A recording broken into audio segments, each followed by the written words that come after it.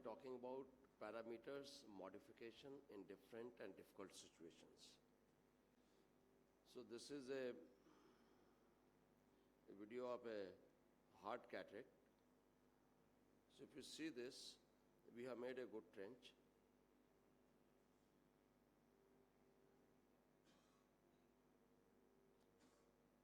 And I have not done hydro before making the trench, because when you do the hydro, the nucleus starts rotating and this keeps on pushing. So now after making 90% of the trench, I do the hydro. And once we do the phacoemulsification, we are trying to crack this nucleus. So nucleus is separated, but the leathery plate which is behind does not allow it to really get completely separated. If the nucleus is not separated in two, it's very, very difficult to complete the chopping. So what I'm going to do is, I'm holding one edge of the nucleus with a maximum vacuum of 600. At this time, there is no chance of PC coming anywhere near. And now, the nucleus gets lifted up, 600, 650, whatever your machine permits, and then you do the sideways separation instead of pulling all the fibers together. So that means when you are trying to separate it, whole of the nucleus inside, there is no danger of PC coming up. So keep the vacuum as high as possible for a very hard cataract, otherwise you will not be able to break it. And even in this situation, when most of the nucleus is inside, the PC will not be able to come, so you can go on to the hard cataract. But when it comes to the last fragment, you see my chopper has been removed, I put the viscoelastic inside, I reduce the vacuum to 400, because this is the time of danger when the posterior capsule comes up. So you have got to control your parameters depending upon the stage you are. So when you are doing a hard nucleus, use the regular tip. Chopping vacuum should be 600. While you are doing aspiration deep AC, no change. That also will depend when you are doing the nucleus aspiration. If the chamber is deep, there is nothing to worry. But if the normal chamber, you can have a 500. If it is shallow chamber, hypermetropic eye, probably 400. So depending upon the chamber depth, depending upon the type of cataract, you need to modify your parameters. Even if it is a hard cataract, the chamber is shallow. If this is a myopic patient, there is a deep chamber, you can go and keep on operating at 600, there is no problem. And near the end of the surgery, when there is nothing in the capsular bag, then there is high chances of capsule coming up. So put on a viscoelastic and lower the parameters. So this is an unstable nucleus. So if the nucleus is unstable, then making trench is very, very difficult.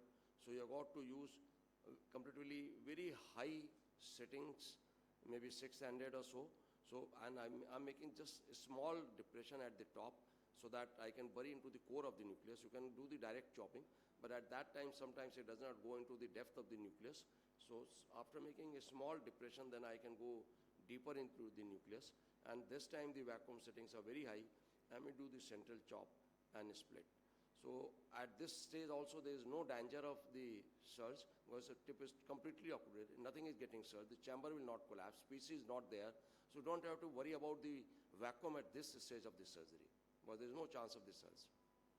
But as the pieces keep on getting removed, when you are aspirating, then there are chances of surge. While you are doing the chopping, there is no chance of surge, because the tip is already buried into the nucleus fragment.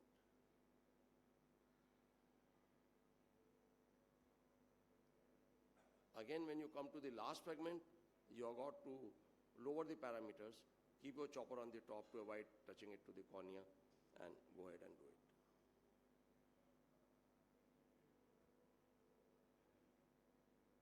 So last fragment I already explained.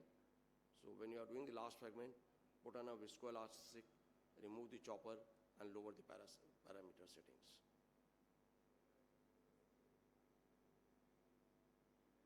And you can change the chopper, which was sharp and long, to a smaller and a blunt chopper.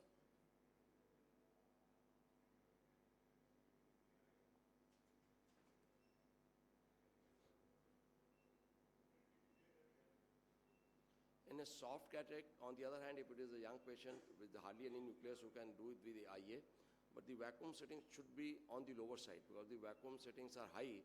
The nucleus gets sucked in without, you are not able to hold it, and you go into the periphery, try to hold it, it gets sucked, and you have a PCR then and there. So vacuum setting and the power setting should be lower in a softer cataract. Whatever you think, even the power setting is low, there is no problem. In a harder cataract, should be on the higher side so that you just do not bombard it, chattering of the nucleus, and you can really bury it and emulsify it. But on a softer cataract, it should be on the lower side so that you don't have the suck-in of the nucleus. So in this case, like this is very soft cataract. So what we are doing is, just with the vacuum of 100, removing the rim of the EP nucleus between the anterior capsule and the anterior surface of the nucleus up to the delineation line. Because when you're trying to pull out the soft cataract, the anterior EP nucleus blood keeps on holding because the vacuum settings are low. If you keep a higher vacuum settings, it gets sucked in. And once this part of the epinuclear rim is removed, then this nucleus becomes very loose. Now you want to divide it, you divide it. If you don't want to divide it, you completely lift the nucleus out of the rhexis margin and can emulsify. So in a softer cataract, if you remove the rim of the EP nucleus between the anterior capsule and anterior surface up to the delineation line, then it is possible to do the surgery on a low vacuum setting.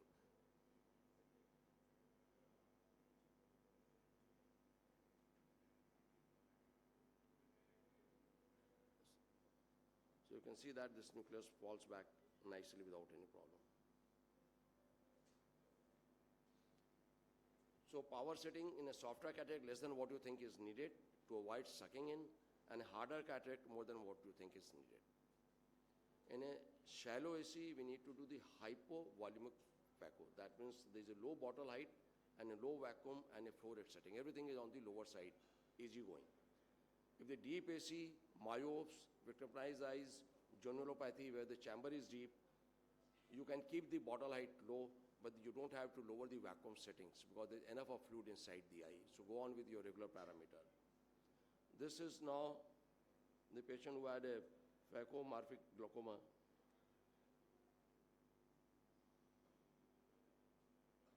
So this is a very shallow chamber. So you can see that even putting the air is very difficult, hardly we are able to put it. And in this case, we keep the bottle height normal. You don't have to increase the bottle height because there is no space to take up that much of fluid. But the parameter settings are kept low. Power is kept high. Whenever if you see there are two things to suck in. One is the fluidics, another is the power.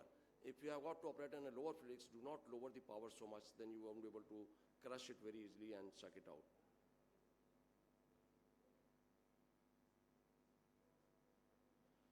So hypovolumic is low bottle height and low fluidics parameter.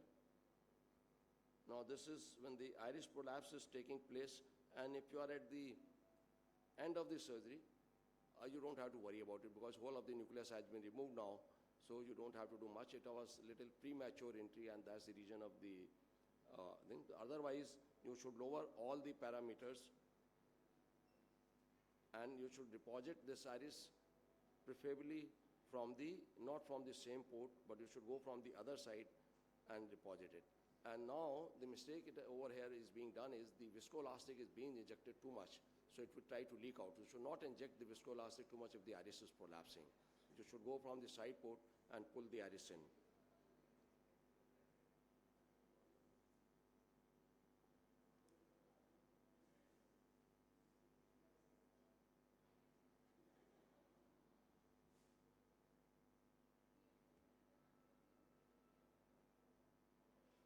So in this case, iris was small, was floppy.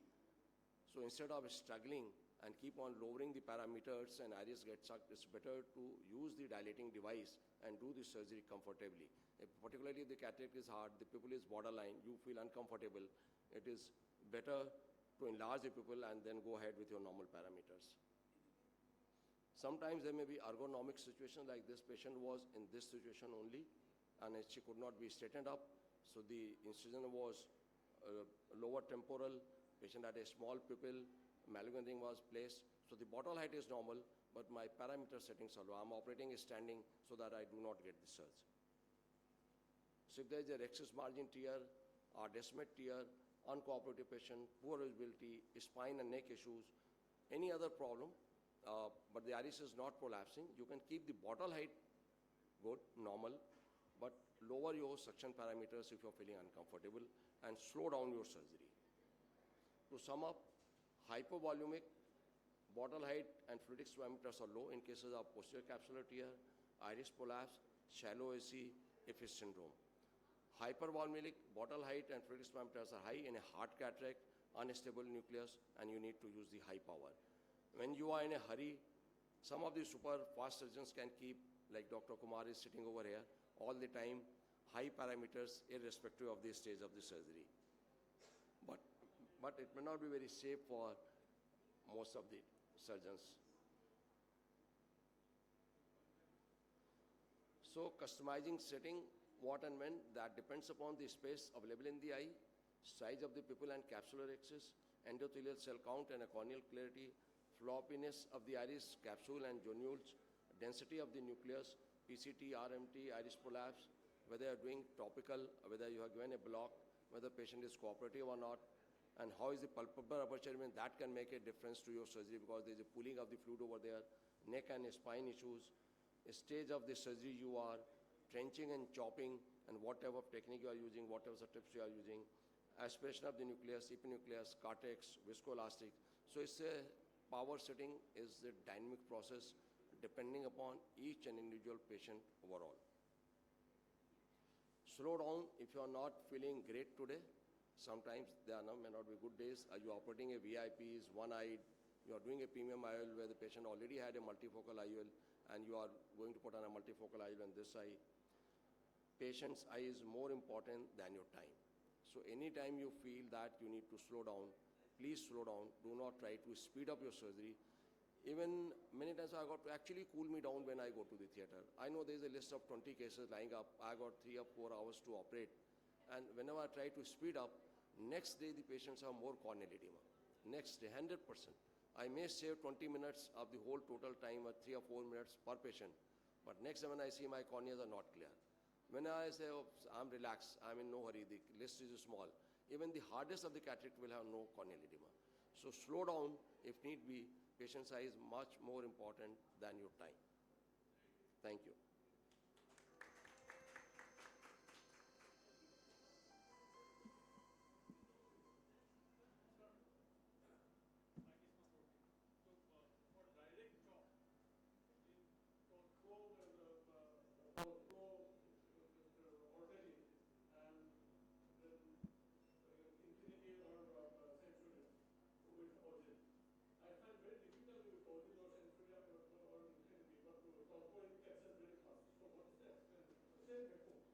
See, because the Ozel probably moves sideways and may create a little bigger hole into the nuclear fragment and an elliptical this thing. So you got to when to stop. If you deliver little too much of energy, the vacuum seal becomes loose. So just have to bury half a millimeter, 1 millimeter a tip. Particularly if the cataract is not very hard, you do not get a very good grip on this. So but if the cataract is soft, there is no problem. So if you give little extra energy, the grip is not very strong. Kumar, what is your session on? Is it related to the... So I think Kumar is very good surgeon. He will answer. He has got a... Yeah. So, as you mentioned, Ozel, I don't use Ozel. I'm not using Veritas. But what happens in Ozel is hard cataracts, the surgeon will be the most comfortable. So on a Centurion, you will not have a mislead, like how patients have mislead, surgeons also get misleads. Because in Ozel, you have phenomenal smoothness and cutting. But as you mentioned, occlusion is difficult because as you said, it rotates and it creates a larger gap. So you're not able to bury and occlude. So again, I don't know whether you use a straight tip or a bent tip. Sometimes in Ozel, they use a bent Kelman tip. Now the bent Kelman tip is very difficult to occlude. And I found it difficult to do very soft cataracts on Ozel because there is nothing to actually take away. It's soft, it has to be subcovered. So sometimes it might be easier to use a straight tip and not a bent tip on Ozel and might work. But it won't get Ozel effect. That's the only problem. The first cataract which you showed, that doing tension in the hard cataract, if you do the tense and stop, and if you try to divide that hard cataract, very hard cataract, there is enough of capsular stretching. Does it affect the capsular So you go on to my YouTube channel and you will see the hard cataract, how to operate. So you will see all, even the finer details. You will get 10, 20 points. Now I got to... That capsular I got to stretching, leave. I is think Dr. Kumar will answer. it elastic? The capsular stretching, is it elastic? No, see, the capillary stretching not take place when I told you that if you hold the nucleus at the periphery and split like this. Like Bhim split the Duryodhana into two, one leg over here, one leg over here. But if you put abdomen like Narasimha tried to bulge over here, put both the nails inside and split it, it will be difficult. So if you hold from one corner and split like this, like Bhima did, it will come out very easily. But as Narasimha did, that put hold the nail and try to split it, all the fibers is very difficult. You need much more force. Very good example. Sir, any experience with different choppers for the nucleus, hard nucleus? Thank you. Yeah. Okay, ठीक है.